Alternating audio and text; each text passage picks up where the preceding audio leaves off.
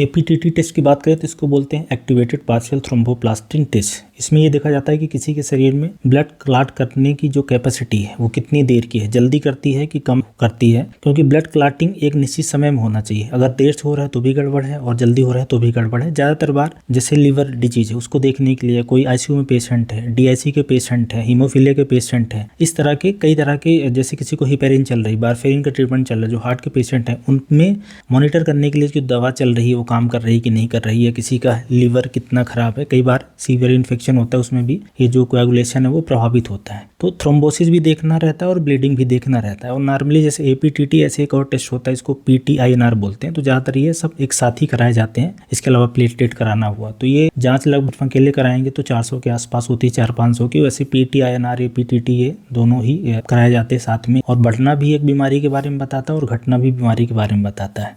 ज़्यादातर बार बढ़ने वाली ही कंडीशन रहती है, उससे ये बीमारी को डायग्नोज करना है, कोई मॉनिटर करना है, ट्रीटमेंट जैसे ही पेरिन दिया है तो उसको देखने के लिए इसकी जो नॉर्मल मात्रा है वो 25 से 35 सेकंड के बीच में रहेगी। एक्टिवेटेड पार्शियल थ्रोम्बोप्लास्टिन टाइम का जो नॉर्मल टाइम है वो 25 से 35 सेकंड, वैसे 2-4 सेकंड आगे पीछे हो सकता है, लेफ्ट टू लेफ्ट वेरी करता है। और किसी को जब एंटीकोआगुलेंट चलती है पेरिन वगैरह तो उस समय कितना हो जाता है, 60-70 के आसपास उसमें वैल्यू आती है। और इसमें सैंपल देते समय सावधानी ये रखना है कि इसमें एक अलग ट्यूब आती है सोडियम सिट्रेट, उसमें देखना रहता है। जो नॉर्मल सीवीसी वगैरह की वायल रहती है, नॉर्मल ब्लड टेस्ट जिसमें शुगर वगैरह होता है, उसमें से ये नहीं होती। तो ये भी सावधानी रखना है। और ये आईसीयू के पेशेंट है, हार्ट के पेशेंट है, जैसे सीवियर जिसको इन्फेक्शन हुआ रहता है, इस तरह के जो पेशेंट रहते हैं उसमें भी ये कई बार कराया जाता है।